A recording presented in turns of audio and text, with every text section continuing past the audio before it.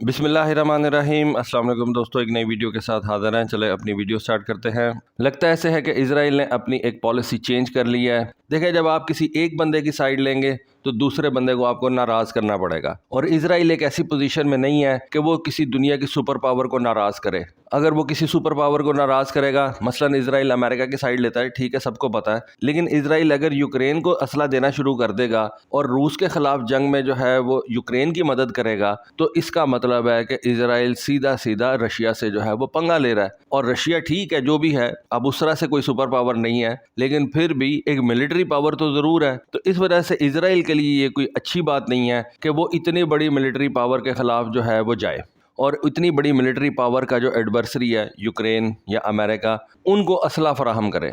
लेकिन अब इजराइल ने यह फैसला किया है। खैर, उन्होंने ये खुल के नहीं बताया। इजराइल के डिफेंस मिनिस्टर का कहना यह है कि हमें 2 ऐसे कंट्रीज़ की तरफ से रिक्वेस्ट आई है, जिनमें से एक कंट्री जो है वो यूरोपियन कॉन्टिनेंट के अंदर है, और उनका कहना यह है कि आप हमें इजराइल के बने हुए मरकबा टैंक्स जो है वो फराहम करें। मरकबा टैंक जो है वो बड़ा अजीब सा टैंक है। उसकी जो सबसे अजीब बात है वो ये है कि उसका इंजन अगले हिस्से में है। ज़्यादातर, बल्कि इस वक्त कह लें कि दुनिया में जितने भी टैंक्स हैं, उन सब के इंजन्स जो हैं वो टैंक के पिछले हिस्से में होते हैं। लेकिन मरकबा टैंक को इस तरह से डिज़ाइन किया गया है कि उसका इंजन टैंक के अगले हिस्से में प्लेस किया गया है। इससे सबसे बड़ा एडवांटेज तो ये है कि जो टैंक के अंदर बैठा हुआ क्रू है, उसकी प्रोटेक्शन जो है वो ज़्यादा हो जाती है, लेकिन टैंक जो है वो ओवरऑल वर्नरेबल हो जाता है। अगर अगले हिस्से के अंदर टैंक को कोई गोला वगैरह आके लगता है तो टैंक उसी वक्त हॉल्ट पे आ जाएगा, इंजन तबाह हो जाएगा और टैंक रुक जाएगा। लेकिन जो पीछे बैठे हुए उसके जो क्रू है, जिसके अंदर ड्राइवर है, लोडर है, उसका कमांडर है, वो उनकी ज़िंदगी बच जाएगी। और शायद इसी वजह से अपने क्रू की ज़िंदगी को बचाने के लिए इजरायलीज़ ने ये जो मरकबा टैंक डिज़ाइन किया है, उसको इस तरह से बनाया।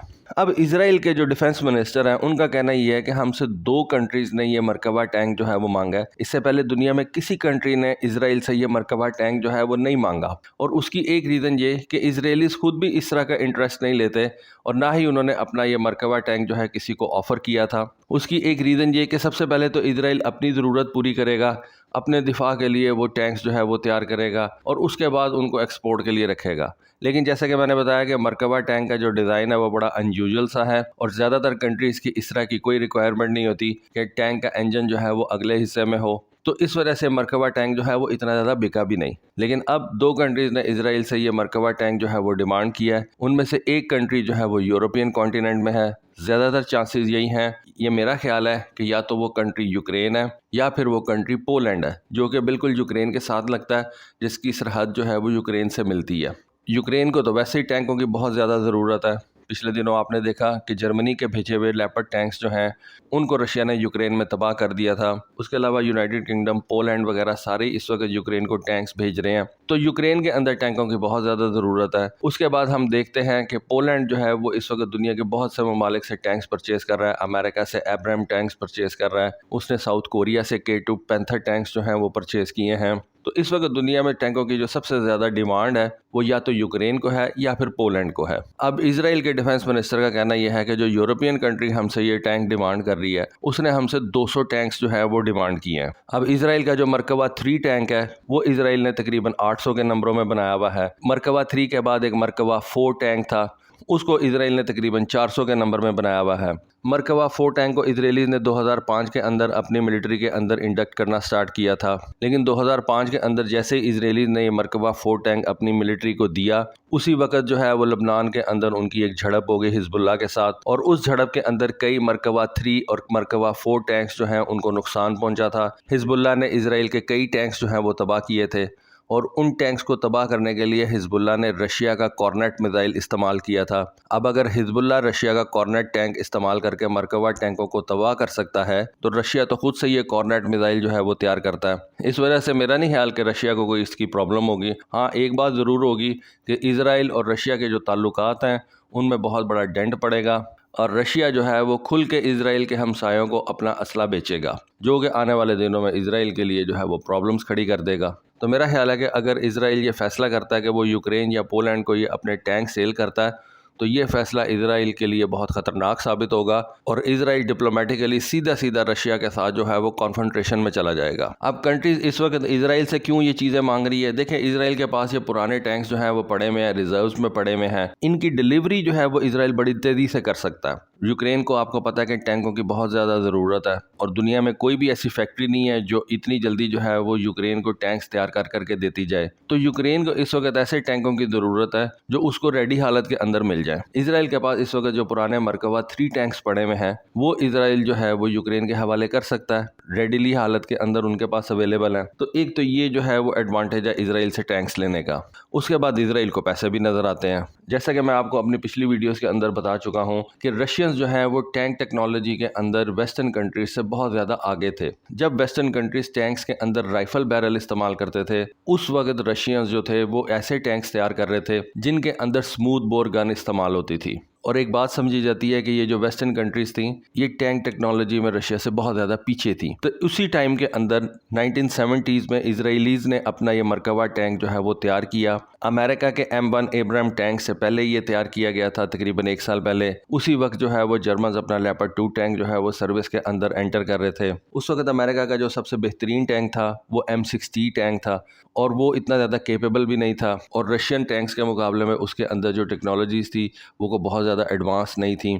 مرکبہ ٹینک کو بنانے کا مین مقصد بھی یہی تھا کہ اسرائیلیز نے 1973 کے اندر یہ جو یوم کپور وار لڑی تھی اس میں انہوں نے یہ M60 ٹینکس جو تھے وہ استعمال کیے تھے امریکہ کے بنے ہوئے، اور ان کو رشین ٹینکوں نے بہت زیادہ جو ہے وہ مار دی تھی۔ تو اس وقت پھر اسرائیلیز نے یہ ڈیسائیڈ کیا کہ وہ اپنا ایک ٹینک تیار کریں گے جو کہ رشین ٹینکوں کے مقابلے میں بہتر پرفارم کر سکے گا، کیونکہ یہ M60 ٹینک جو تھا یہ رشین ٹینکوں کے مقابلے میں بہت زیادہ بہتر پرفارمنس نہیں دے رہا تھا۔ اور اس وقت جتنے بھی یہ اسرائیل کے ارد گرد ہمسائے تھے جو اس سے جنگ کر رہے تھے، ان میں سے زیادہ تر کے پاس یہ رشین ٹینکس تھے جو کہ امریکہ کے اس M60 ٹینک سے بہت زیادہ بہتر تھے۔ تو پھر اسرائیل نے یہ ڈیسائیڈ کیا کہ وہ اپنے لیے الگ سے ٹینک تیار کرے گا، اور پھر 1979 کے اندر اسرائیل نے پہلا مرکبہ ٹینک بنایا تھا، اور اس کے اندر انہوں نے یہ سموتھ بور گن انٹروڈیوس کروائی تھی۔ اس وقت رشین کے پاس جو T-72 ٹینک تھا جو سیریا آپریٹ کرتا تھا، اس کے اندر بھی یہ سموتھ بور گن جو تھی وہ موجود تھی۔